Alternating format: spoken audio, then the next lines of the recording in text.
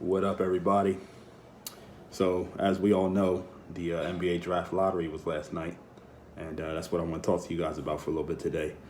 Um, a lot of surprises, a lot of surprises. The new system that they have definitely stops teams from tanking to get the picks on purpose because, as we saw last night, it's random now. So, just because you got the worst record doesn't mean you necessarily get the top pick. So, a lot of people are upset, especially Knicks fans. They've been waiting for a break for a while, and it looks like they're going to have to wait a little bit longer because they ended up with the third pick. We'll go through the top five. The fifth pick was Cleveland. The fourth pick, which was a surprise, was the Lakers. Third pick is the Knicks. Second pick is Memphis, and number one pick in the winner of the lottery was the New Orleans Pelicans. Now, the Pelicans are in an interesting position because word is that Anthony Davis still wants out, even though they have the number one pick. So that being said, there's two teams at the forefront of the trade discussions. That would be the New York Knicks, and that would be the Los Angeles Lakers. In my opinion, I feel that the Lakers are in the best position, even though the Knicks have the third pick and the Lakers have the fourth, because the Lakers have better assets than the Knicks. The Knicks don't really have a lot of young talent on their roster. Kevin Knox is a solid young prospect, but I don't think he's at the level of a Kuzma or Ingram or even Alonzo at that point. So I think the Lakers have the best bargaining chips available at this point. Boston not getting into the top five was a huge win for the Knicks and the Lakers because if they had gotten into the top five and they packaged, Jason Tatum and Marcus Smart in the top five pick, I think that would have gotten the job done. But at this point, Kyrie looks like he's going to leave Boston. So I don't think that they would trade Tatum because they're probably going to want to try to start building the team around him and Hayward and those guys with Kyrie leaving. So I don't think he's going to be on the table anymore, and I think that's what it would take for Boston to throw on the table to get Anthony Davis, and I don't think that's going to happen at this point.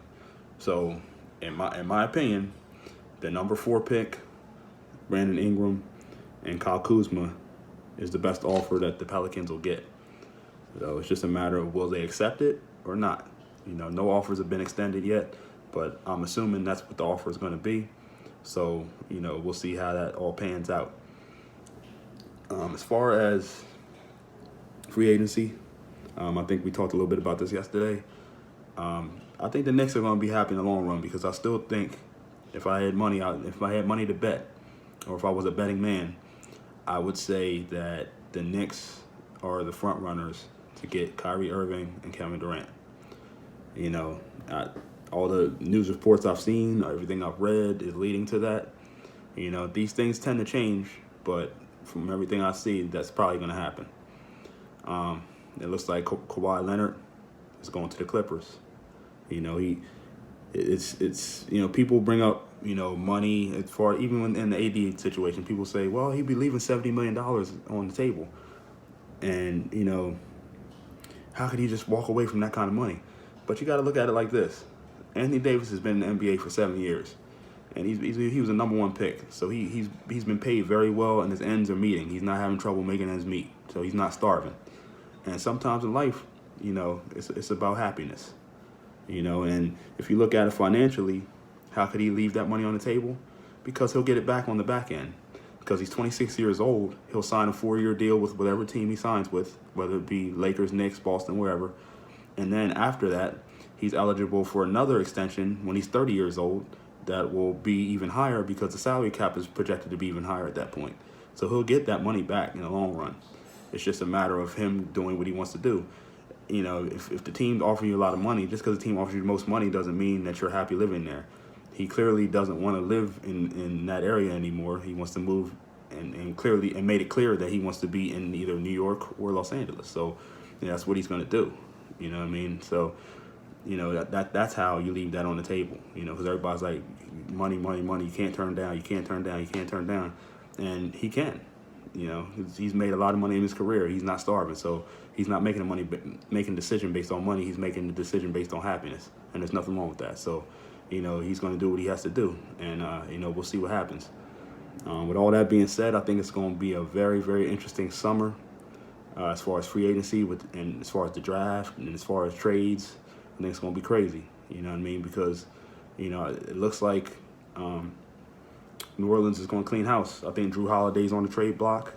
And with Memphis, Mike Conley will probably be on the trade block if they draft John Morant, which they should, because he's, in my opinion, the second best player in the draft.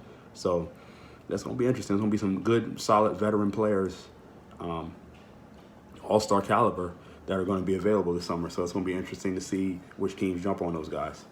I know a certain team in Philadelphia that probably wouldn't mind having Drew Holiday back on the team. So, maybe that'll happen if Jimmy Butler or Tobias Harris leaves. Maybe they can find a way to bring in Drew Holiday. So it's going to be interesting, to see how this all pans out.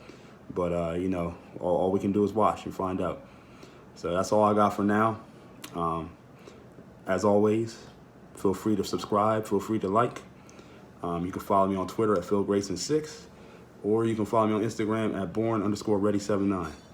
Until next time, see you when I see you. Peace.